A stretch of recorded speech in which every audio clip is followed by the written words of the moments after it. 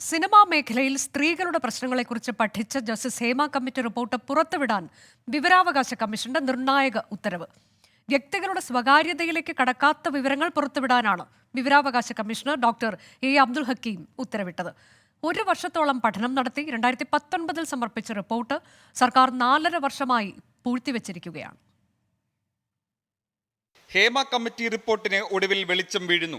മുൻനിര നായികമാർ മുതൽ സാങ്കേതിക പ്രവർത്തകരായ സ്ത്രീകൾ വരെ സിനിമാ മേഖലയിൽ നേരിടുന്ന പ്രശ്നങ്ങളാണ് ഹേമ കമ്മീഷൻ പഠിച്ചത്. സമഗ്രമായ അന്വേഷണത്തിനൊടുവിൽ 2019 ഡിസംബർ 31 റിപ്പോർട്ട് നൽകിയത്. എന്നാൽ സിനിമയിലെ പല പ്രമുഖർക്കുമെതിരെ പരാതിയുണ്ടെന്ന അഭ്യൂഹങ്ങൾ നിലനിൽക്കെ സർക്കാർ റിപ്പോർട്ട് പൂഴ്ത്തി.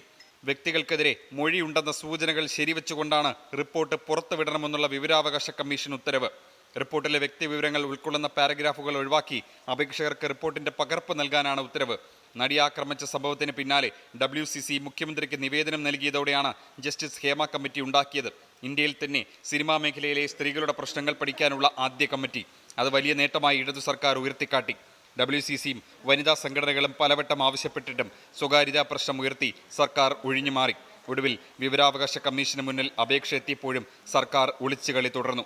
2 തവണ ഹിയറിംഗിന് വിളിച്ചപ്പോഴും റിപ്പോർട്ട് കൈമാറാനാകില്ലെന്ന നിലപാടിലായിരുന്നു സാംസ്കാരിക വകുപ്പ്. അവസാനം ജുഡീഷ്യൽ അധികാരം ഉപയോഗിച്ചാണ് റിപ്പോർട്ട് സർക്കാരിൽ നിന്ന് കമ്മീഷൻ വാങ്ങിയെടുത്തത്.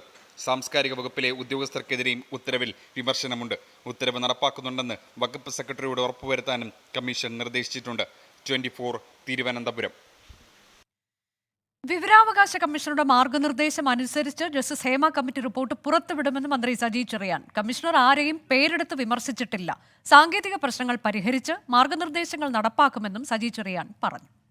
നമ്മൾ വിലക്കപ്പെട്ട കാര്യങ്ങൾ ഒഴിച്ചുള്ള എല്ലാ കാര്യങ്ങളും പുറത്തുവിടുന്നതിന് ഗവൺമെൻറ്റിന് യാതൊരു കുഴപ്പമില്ല. വിവരാവകാശ കമ്മീഷൻ പറഞ്ഞ മാർഗരേഖ അനുസരിച്ച് അതിനാവശ്യമായ നിലപാടുകൾ ഗവൺമെൻറ് ഇക്കാര്യത്തിൽ സ്വീകരിക്കും. കമ്മീഷൻ്റെ റിപ്പോർട്ട് പ്രകാരം നിയമപരമായി പഠിച്ചിട്ട് ഏതൊക്കെ കാര്യങ്ങൾ പുറത്തുവിടണം എന്നത് സംബന്ധിച്ച് തീരുമാനിച്ച് അത് പുറത്തുവിടും. ഒരു വ്യക്തിയെ പേരെടുത്ത് ഹേമ കമ്മീഷൻ പറഞ്ഞിട്ടില്ല.